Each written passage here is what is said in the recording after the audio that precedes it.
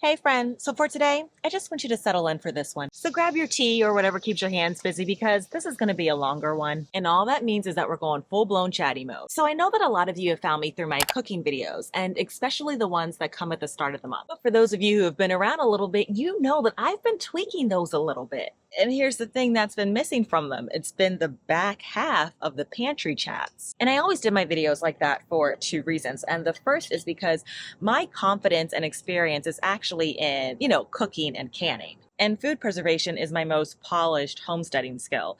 Everything else that I have learned is something that is happening in real time, and I am by no means an expert. That is also precisely why I'm sharing how to become a farm girl under very real restraints, right? Like, I don't have any super connections outside of my life. Like, how does just your average Jane figure this out? But honestly, that part of the video was always my favorite because it kind of felt like our space. And that's how you've gotten to know my family and what I do for work and just, the everyday. So like essentially it was me chatting about the messy parts of trying new things. And so that's what we're going to do here today. Yep, that's right. I'm going to catch you up on all the farm skills that I've been learning right now. And yes, this is coming from someone who lives in a townhouse, works full time, doesn't have acreage, but who still cans, ferments, freeze dries, goes foraging, hunting, can process a whole chicken in about 20 minutes, quail in 5, and does her fair share of gardening, even on a deck. I have learned to love and leverage this season of waiting before we get our homestead to learn all of these amazing skills. And you know what? If I can do it, so can you. But before we get started, I wanted to say thank you for giving me a space to share those updates in the first place. So many of you were here a couple of years ago when my Nana passed away, my mom's mom, and I would go visit her nearly every month in Chestertown. She and I would talk exactly like I do to you in those pantry chats. And we would share deals at the grocery store, ideas for stretching meals into something else, and of course what we just got at the thrift store. We would have a good meal together and just talk. No agenda, just connection. And, I'd catch up on what's going on with her at the church and around town. And then she'd ask me, just how my career and stuff was going. And I miss that. And so the pantry chats became the place as a part of my healing where I put that because it was a continuation of those conversations. So with that, let's talk rabbit, fishing, shooting, and sewing, and whatever else bubbles up. So y'all already know that I hunt, and several times throughout the year I raise quail for meat and eggs. But I'm also considering raising rabbits for meat when we have our homestead. But before we go down that road, I wanted to make sure that I actually liked rabbit. And no, I had never had rabbit before. I mean, it's not something that you just stumble across in the freezer section of Aldi. I mean, unless you're eating at a farm-to-table spot, rabbit is just not showing up on your plate. But about a year ago, I found out about Farm Match, which is this is all across the country, but it's basically a place where you can type in your zip code and it connects you to farmers in your area. And it's been an excellent way for me to source raw milk and farm fresh meat, eggs, just anything. And it's not a subscription either. And I mostly shop there early winter through spring. But at one of the farms that I like to shop from, they hadn't had rabbit in it felt like months, but maybe it's just for a couple of weeks when I started to get curious about it. So when I saw that it was back in inventory, I grabbed it. And coincidentally, my dad was in town when I needed to pick up my order.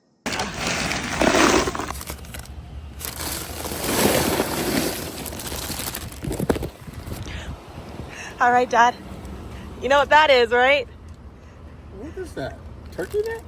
What is that? No. Different species. Pig feet? No. Guess again. A goose? Nope. Okay, I guess we're just gonna go through a all of them. drumstick? Rabbit. A rabbit? Yes. Yeah, and we got our raw milk here, our raw cream for our coffee. What part of a rabbit is this a whole rabbit? Yeah, Dad. Yeah. Is this for Easter? Yes. So we're having an Easter bunny for Easter. Correct. Hey, guys, please forgive her. Oh my gosh, Dad. The Easter bunny for Easter. So I actually already had a recipe in mind that I wanted to use from a channel. I think it's called Sage and Stone. If not, I'll put it on the screen. But her name is Heather. Absolutely love her channel. But I had flagged this video to be like, oh, like this is how you need to cook, you know, your rabbit. And she recommends doing the crock pot method. And I'm so glad that I did that because rabbit can be a little bit on the drier side. Like it doesn't have the fattiness of chicken, but it doesn't have the gaminess either. And in terms of taste, if I hadn't been eating it quickly, I might have not even realized that it wasn't chicken. Like it's kind of in that same zone as turkey, right? It's like chicken, turkey, rabbit, all of those are like lighter meats, slightly drier bite. It is definitely not like venison, quail, or ham, where if you take a bite, you're like, oh, this is different. Rabbit, to me, just kind of like blends in.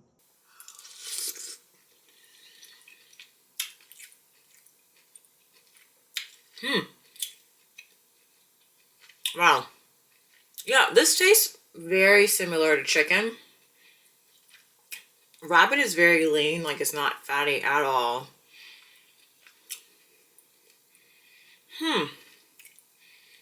Yeah, like it's very tender, but I could see how, if this was me cooking it in the crock pot, I think I would want to keep with that method because I could see how maybe it could dry out on you, you know, easily.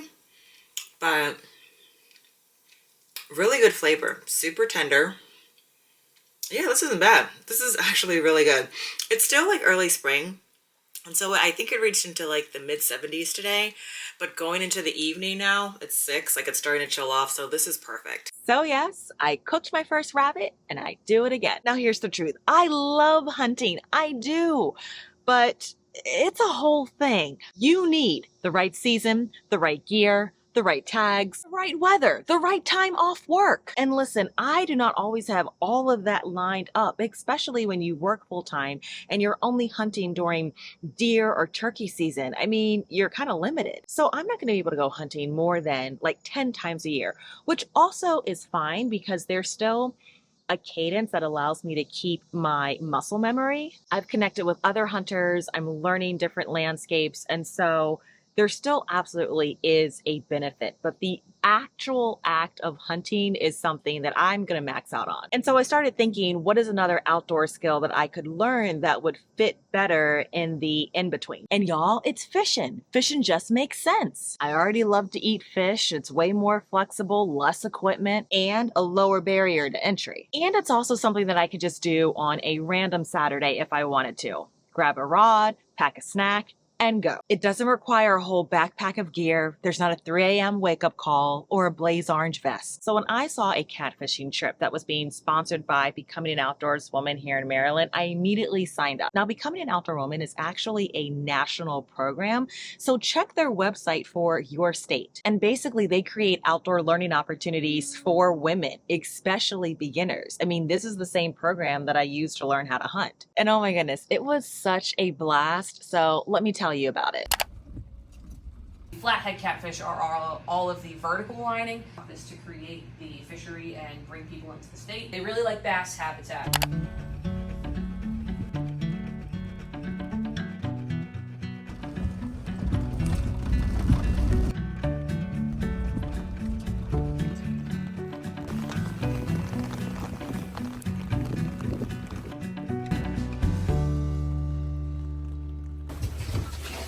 Let me get the snackle box out. This is a wonderful boat. This is. Oh, cool! There's a little. And I brought Candy some coffee cakes. The snackle box. Oh my gosh! I need a picture of this. This is so cute. I can't. My fingers so smile one more time with this. So you have the snackle box with nothing but fish and worms. Oh my goodness! Fish and worms. And then these are your pretzel rod fishing rods. Perfect. Oh my this is God. perfect. Yes.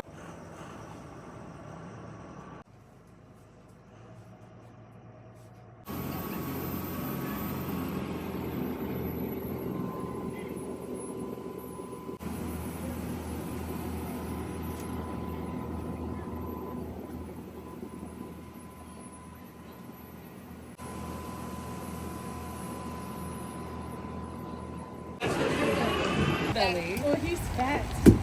Wow. Why you call me fat? I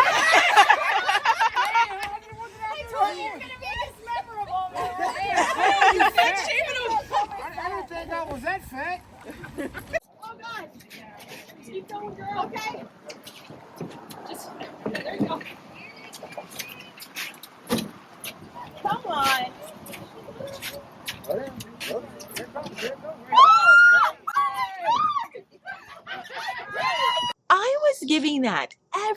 everything I got. I mean, I had all 10 toes down. I was digging deep. I mean, at one point, I thought I was going to get dragged in the river. Oh, this is awesome.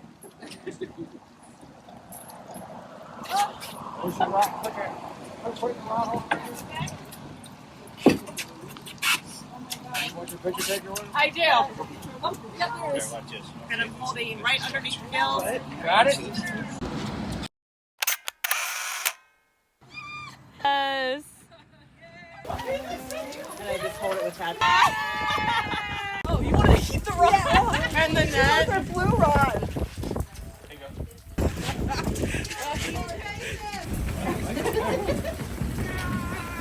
Yeah, keep going, Jamie. Swing right to the net. No, don't pick it. Oh, yeah! Wow. Nice job. Yeah? I felt like I was like You're like these rods it are over here. these rods are Yeah. Yeah.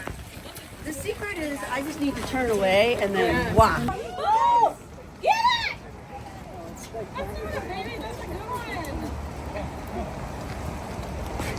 Yeah! Woo! Congrats! Keep the rod up. Oh, I see him. Do we see him? Yeah. Oh! Yes! You're doing it! Woo! That's awesome.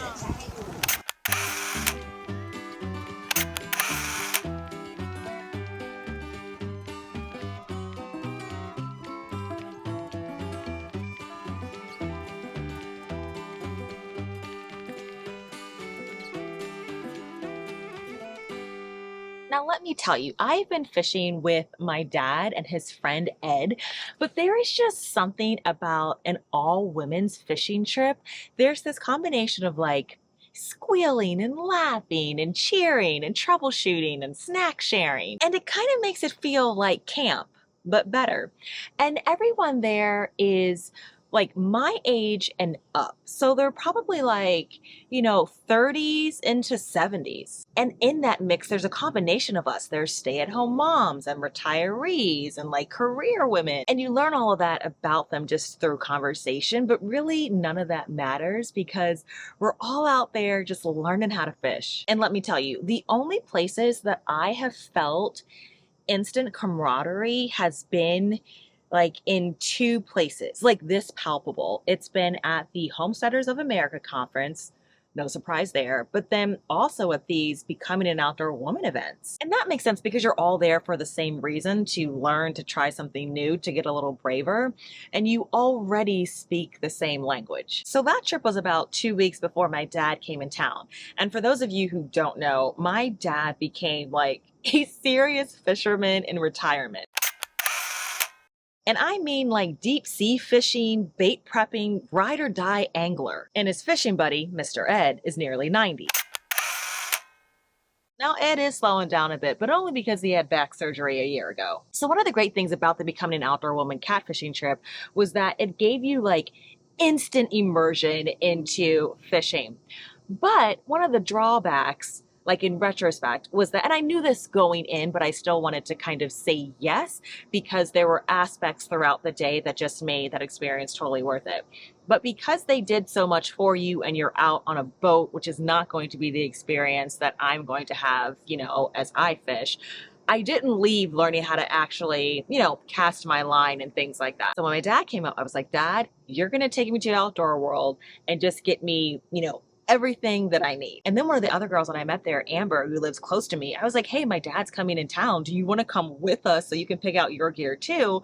Because we plan on fishing together. Now, I don't go here very often, but I have always, even before I started like doing outdoor activities, I have loved Outdoor World. And so when I first went there 2 years ago to start hunting, it was so awesome. But my dad does not have an Outdoor World that is near him, but he did come with me like 1 or 2 times that I needed to make a trip there. Or one time I think we just like went to walk around. And let me tell you, he is like a kid in a candy store. One of those, that's all I need?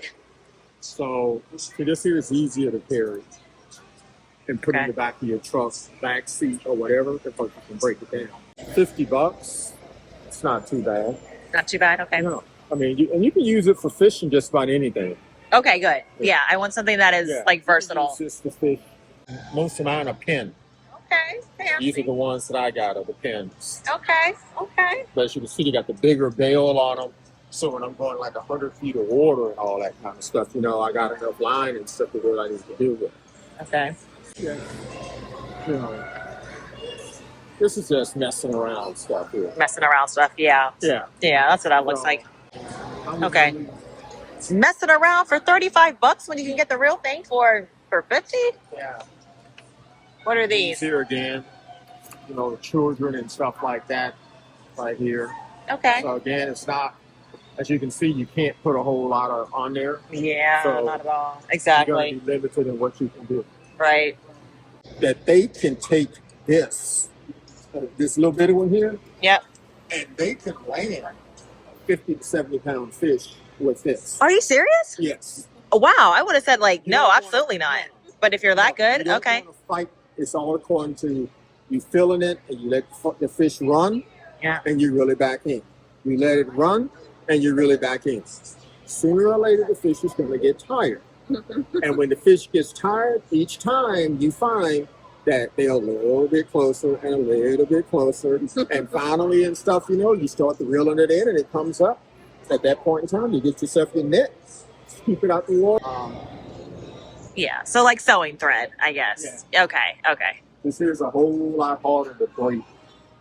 This here. See, circle hooks set themselves. Okay. The What do you mean fish- set themselves? Okay. When the fish bites it, it gets stuck in their side of their mouth and all their gills and all that stuff. Okay. So it sets itself really easier than some of the other hooks. Okay. And then the way it circles like that, it holds the fish on fast. So I like using Circle hooks. Okay. This is the other thing I was showing you. Okay, and this helps you cast it out. We've got almost everything in just about 15 minutes. My dad is extremely efficient.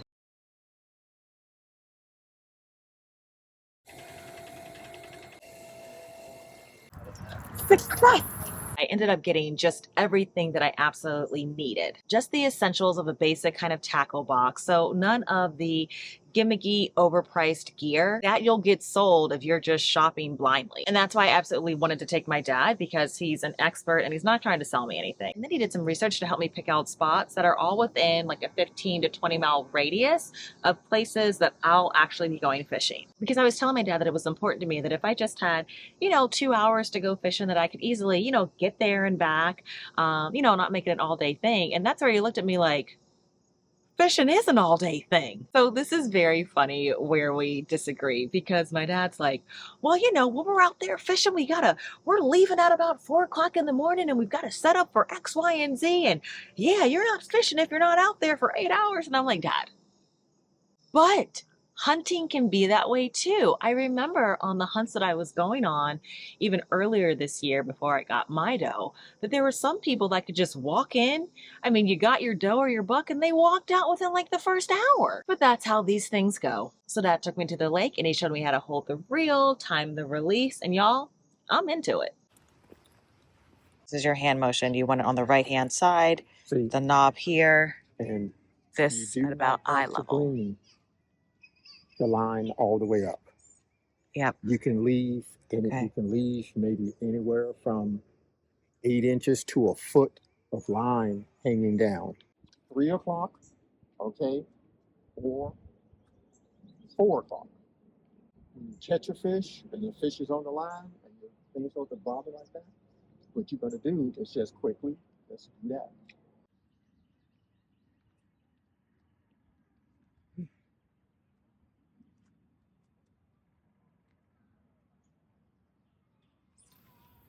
That's a good one. That's a good one. Again, good, good. That was a good throw. Thanks, Dad. Where am I?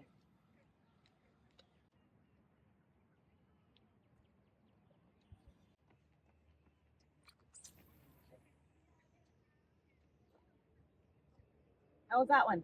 That's good. That's good. You're more comfortable with, like I showed you, just leaving about a foot or so before you come all the way up. That's working really well for you. Yep. So do it that way there. Yep. Agreed. Am I looking relaxed? Looking better. Those are thick boys. Okay. Yeah. Okay, so just a very like surface Yeah. level cut hook. Okay. Yeah, we'll try this whole one, but more than likely with this small hook, Mm-hmm. probably could make this a third of the size it is. Okay. Oh, nice. Yeah. Looking something to be staring at. Yeah. Beautiful. Yeah. Hey, Steph. How'd you do that? Huh? Oh, nice. Okay, that's really good. Did was I tried to when I was coming back across it. Come on, Cass, you got it.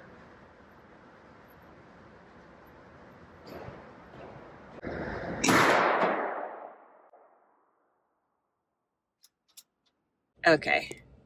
All right, Dad. So what did you think of gun 3? The safest place is to be is not in front of me. We're good shoots. Yeah. Yeah, we're good shots. That's the safest place to be. Is not in front of me. Yeah, yeah. Yeah. So that No, it's a nice place. It's a nice place. yeah. It Zach actually was did really better than helpful. I thought. Yeah. Yeah. Oh yeah. The staff here, Yeah. they're fantastic. So if you want to go to a range or somewhere and you're not too sure about what you're doing, oh, definitely come here. These are some fantastic people. Yeah. Fantastic people. All right, next stop, outdoor world. Yeah, going back there. So one thing I've learned on this journey is that saying yes rarely happens when life is quiet or convenient. So when I started helping other people on their farms with chickens and turkey and quail and even hunting with 2 weeks notice, it was all very messy timing. But I also knew that if I didn't say yes then I might not have gotten another shot to do any of those things. And that brings me to the next skill I'm learning. Sewing. And I will tell you this, sewing has never been at the top of my self-reliance list.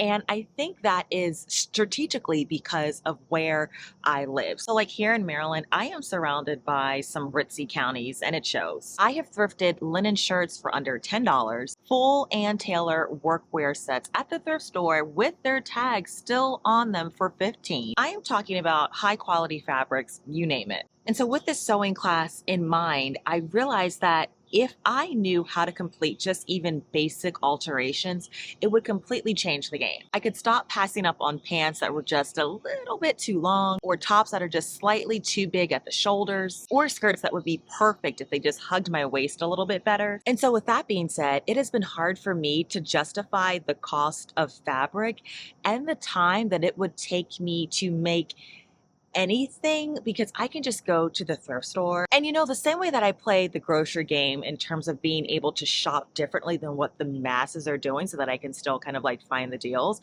So like stocking up on my meats during the summer and canning them, like that kind of thing, is I'm taking that same mentality towards the thrift store. And so the way that I can see myself being able to get ahead and get those items that other people that are still excellent values but need to be tweaked a little bit is to become more confident in alterations. And so one of the things that I have done throughout the years as kind of like one-off interest classes, in the same way that I'm taking from time to time, I'll do things with Becoming an Outdoor Woman, is that my local community college, I get this pamphlet, I guess it's every quarter, but it's for the non-credit courses. And they have all of these different classes. One time, like Trey and I took like a dance class lesson where we took it was like ballroom dancing. Oh, it was so much fun. And there were other couples that were there. But yeah, they're like non-credit classes that are really just engaging you in being able to explore the fundamentals of a hobby, usually related to, health and wellness or industrial skills or cooking, that kind of thing. And so I always peruse through it, even if I'm not going to take a course that particular quarter. And quite honestly, with everything that's been going on, it's been maybe close to 2 years since I've taken a course, but I saw that there was an introduction level course that was just 5 sessions. And I was like, you know what? Okay, I can commit to that. Now, yes, I completely understand that you can learn how to sew on YouTube. But I have a sewing machine that I got years ago now that is from the 70s. She is solid. She's not complicated. She was $40. And I love this sewing machine. It's a Singer sewing machine. She's just super sturdy. I mean, they don't make sewing machines like this anymore. But the one thing that I have realized over the years, because I have attempted to sew on my own, is that in order for me to, there are some things that, yes, I can learn independently and I feel very comfortable doing that. But with sewing, at least in the beginning, I want lots of immediate feedback. And courses, especially in-person courses, give you that. And so that's what you're paying for. And you're also paying for proximity to others that are learning too. And y'all, that's just something that I have always found to be valuable. Because, I've looked at patterns and all that stuff before, but there are a lot of things about sewing that initially, as you're going through it, and if you don't have a background for it, it doesn't make sense. And here's what I'll say. I have gone to 2 classes so far and I have not been disappointed. And I love the instructor. Her name is June. She's in her 60s. She's been sewing since she was a little kid.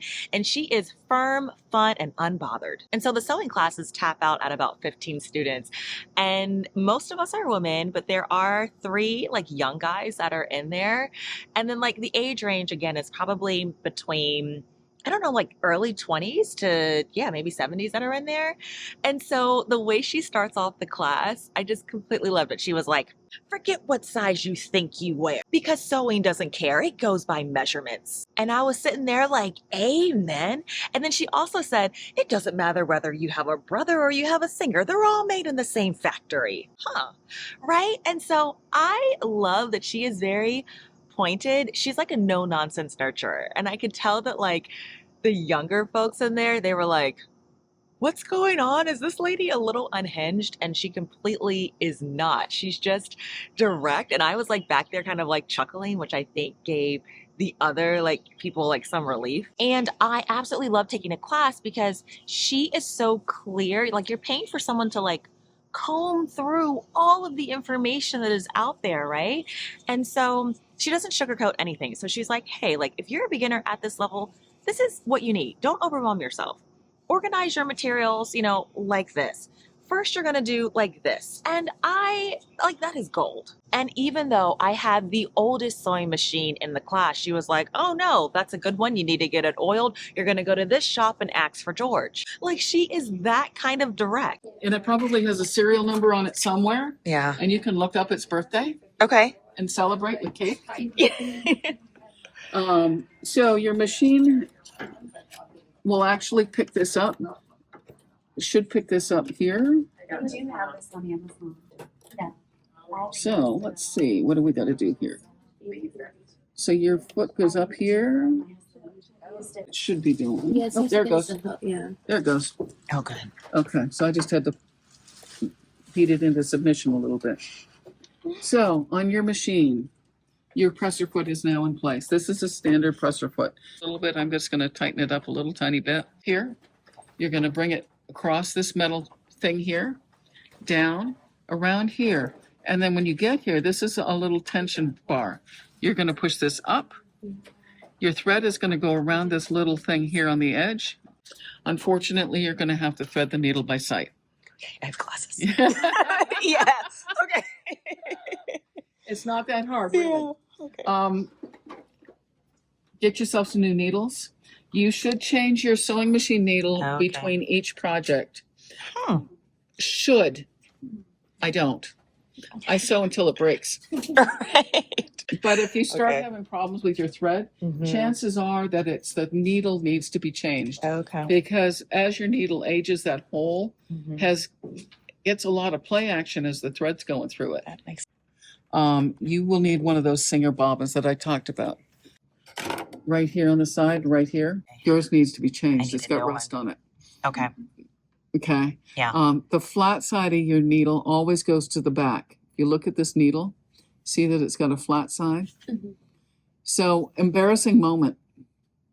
I'm in college and I've changed the needle in my machine and it keeps breaking. The thread keeps breaking. It's not sewing properly and I can't make it work no matter how hard I try. So I take my sewing machine down to the sewing machine repair shop, the sewing back in town. And he looks at it and he says, "How long have you been sewing?"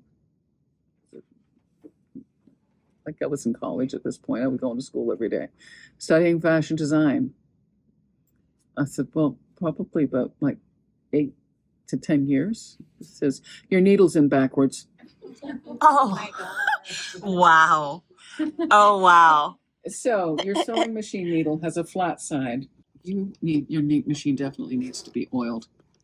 You're seized up Okay. Okay. because it won't go up and down. Okay. Just completely dried. Okay. Okay. So from here, if you go down 29, up 29 towards 70, get off at 40, turn to the right, second light, turn left. Kelsey's is in there. The India Bazaar is in that same shopping center. Lito's Pizza is in there. Okay. They service all makes and models of machines, and they'll get you working. So in this class, you get to choose whether you want to make a skirt or pants for the project. But I went with skirts not only because I do wear my fair share of skirts and dresses, but you also don't need a pattern for the skirt.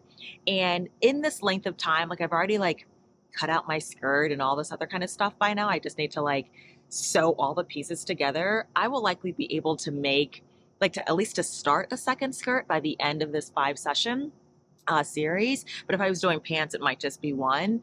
And I feel like skirts, like making a skirt would make me feel like more accomplished faster. So that's what I've gone with. Okay, this is awesome. I've come just at the right time because I'm noticing that all the fabric is like 40% off. That's really pretty.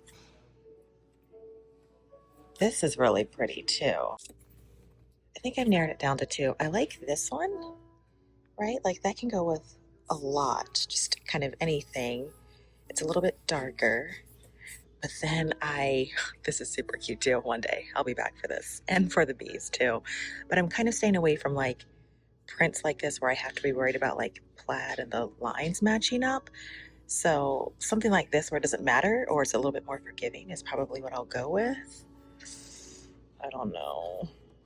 So I feel like I am going to go with this one, but I just want to like walk around with it for a little bit just to like to know that I know. Yeah, and that's all that it was. Yeah, because you see, they can go. And that's why, because there's this little thing back here. Yeah, how you call it? So it is 44. So we've got 44 inches here. Your hip measurement is 45. Okay. That's why you take the class.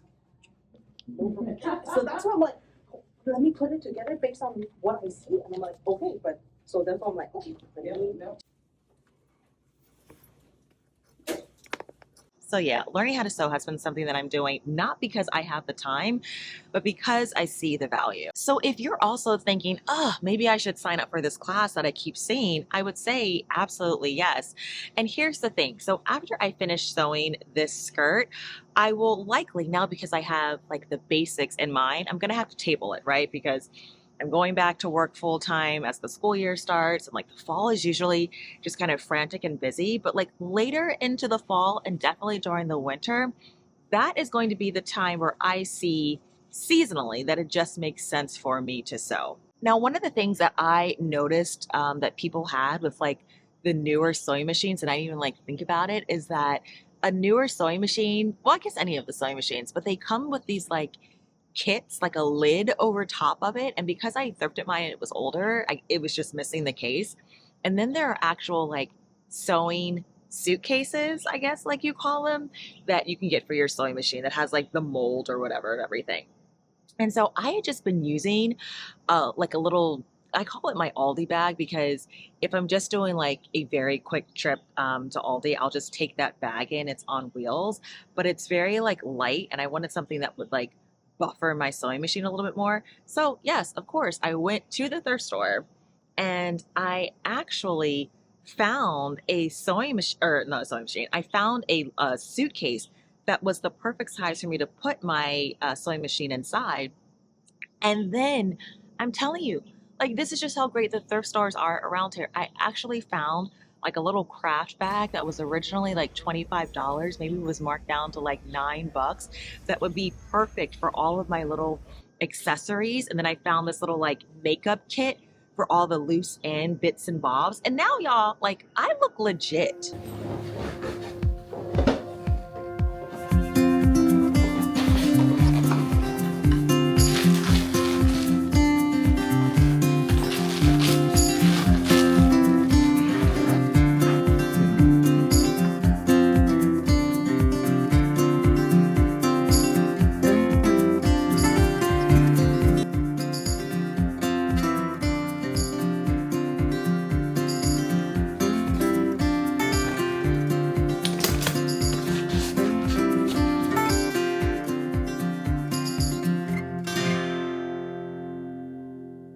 It is portable, it is neat, it is organized, and I love it. I haven't wanted to like get into sewing because I know it takes a lot of space. And even though I have this long table in the dining room, there is no way, like, we actually eat at our dining room table.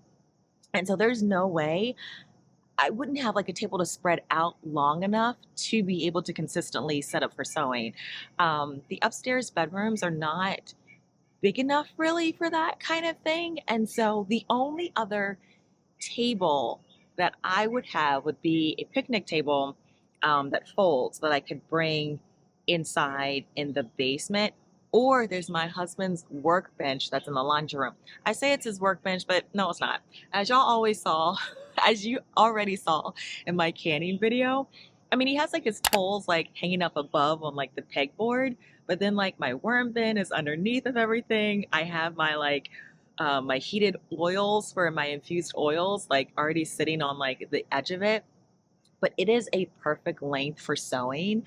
And so now that I have my compact sewing kit, I think that's where I'm going to set up like over the winter, like my sewing machine. It's going to be perfect there, you know? So it'll be my little like pop-up sewing station. Since I've been talking about how great the thrifting is in my area, let me show you what I've picked up over the past couple of months. So first I found this leather bag that had the US Air Force emblem like on it, and it was brand new for $8.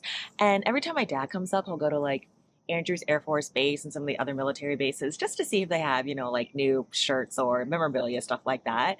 And I had never come across something that looked like this, and especially for $8. And I am so glad I picked it up because he loves it. Okay, so my dad is gonna love this.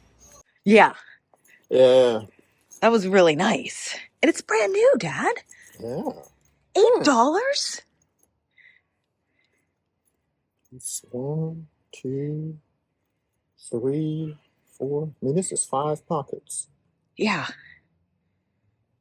Again, like brand new. It still has the thing on here Oh yeah. I'll with a strap inside of it. yeah, and then more pockets. Oh yeah. Yeah.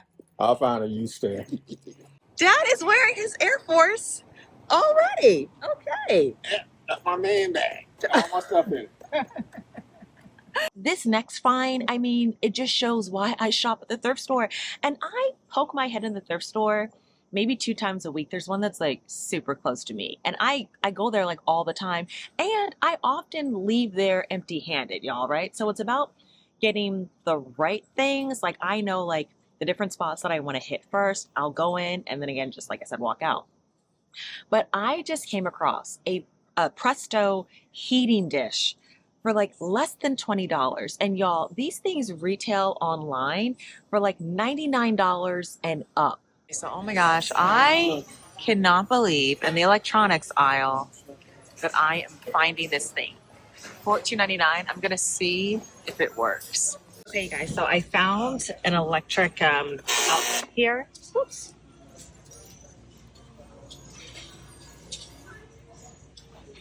Make sure that is it on?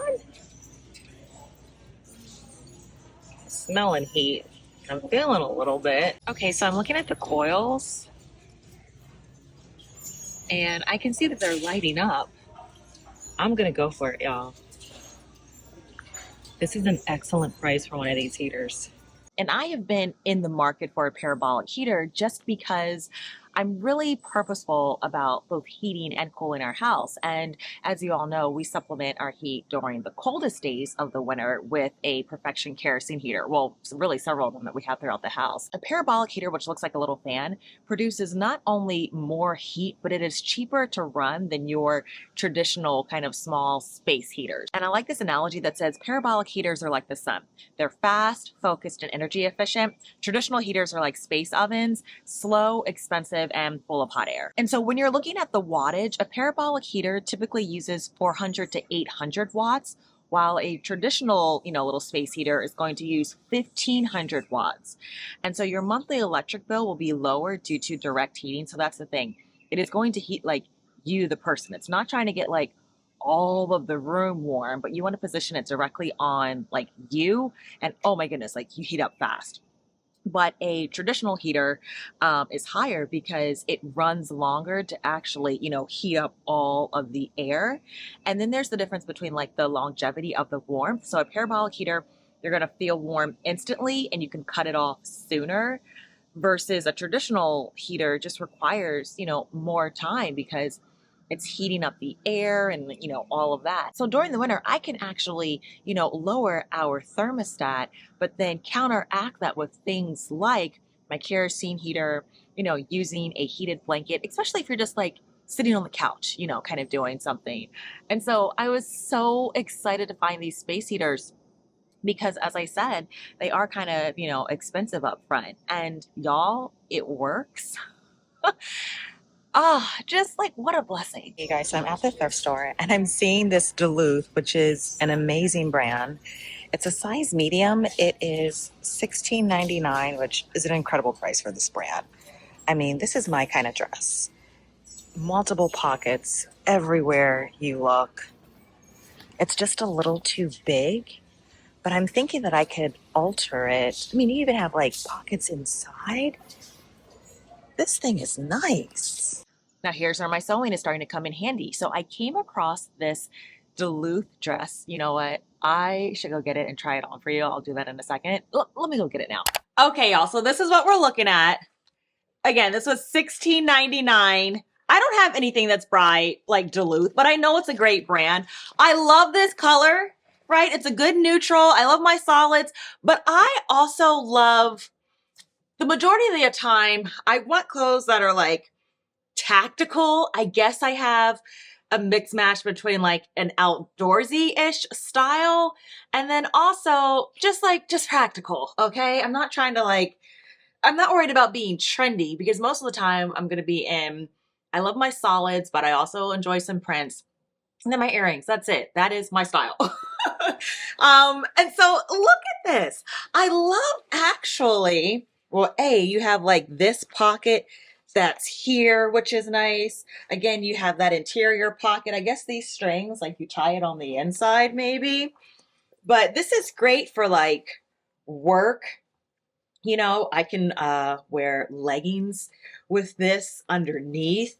I also just love how thick or how like big these pockets are. Like this is my whole hand spread out that is in here. So the interior pocket, but then it also has, oh, look, there's that. Then it also has another pocket that's here. Again, like what a blessing. I feel like, I don't know, and not saying like the full retail price of something is not worth it, especially for quality made things, but I feel like this might easily retail for at least $80 and up. And so here is, it's on. Hold on, let me just back up. It's on and I'm kind of drowning in it just a little bit. And I don't want it like super tight on me. I just need to be able, like I'm here and I still have about this much. But if I could just take this in a bit like this, y'all, I think this is cute. And then wear it with my little sandals, my little, boots that I have as the seasons kind of change. Like this would be great. So I cannot believe this is happening right now. I have found a pair of Sam Edelman, which is like an expensive brand. Yeah, I think I saw the price tag. Yeah, it looks like it's maybe like from, yeah, Nordstrom Rack. Y'all, these are probably $99, but I'm gonna grab them for 16 bucks. Yeah. I have also low key been getting into mushrooms, and I'm still at the like gathering information stage, but there was a, what is that called? Eventbrite. Yeah. So I will also take like one-off courses just in my area with those kind of topics. And quite honestly, what got me more into mushrooms has been understanding how to support my brother's recovery. He had a stroke almost a year ago, and is still recovering. But one of the things that I came across in just all the literature that I've been reading are nootropic mushrooms. And so things like lion's mane and reishi. And while you can absolutely, buy those powders and mushrooms from credible sources, it's expensive. And it's also something that you can grow, at home, indoors, year round, and it's going to be, absolutely fresh. And I already have a freeze dryer. So my parents, I'm in Maryland, they're in Florida. My brother's there with them. And so long term, my goal is to be able to, grow some of these mushrooms that he's already kind of supplementing with. And then, as I've done before, is to just like dry them, freeze dry them, and make like our own powders and capsules and different things. And so, I'm still, like I said, very much in the gathering information stage, but it was so nice to be able to connect with a local mushroom grower. Um, and I think it's a project that I will start later this fall. Like, I've got to shut down the summer garden and preservation, y'all. But I like having the idea of like what I think is coming next. Yeah. All right, friends, this brings us back to the whole heart of this video, and not in the traditional sense. So not with goats in the backyard, not with acreage yet, but the real practical feet in both worlds kind of way. I still work full time. I live in a townhouse. My life is stitched together with early mornings, freezer meals, and bursts of seasonal productivity, along with stretches of juggling it all. And yeah, sometimes I drop a few balls. I just want to remind you that if you're like me, dreaming of farm life while still living your current one, this counts. Every skill, every meal, every moment of intention, it's all adding up. You can cook from scratch before you even start a garden. You can learn to break down a whole chicken from the grocery store before you even process one. And you can thrift your way into a cozy home long before you ever build one. My journey, oh, it is imperfect, but it is real and it's mine and it's worth it. And I want you to own your story and make room for slow growth. And certainly say yes, even when the timing is going to be messy, because that's how I'm becoming a farm girl, season by season, skill by skill. And friend, so can you. So until next time, I'll see you in my kitchen or garden soon. Take care, friend.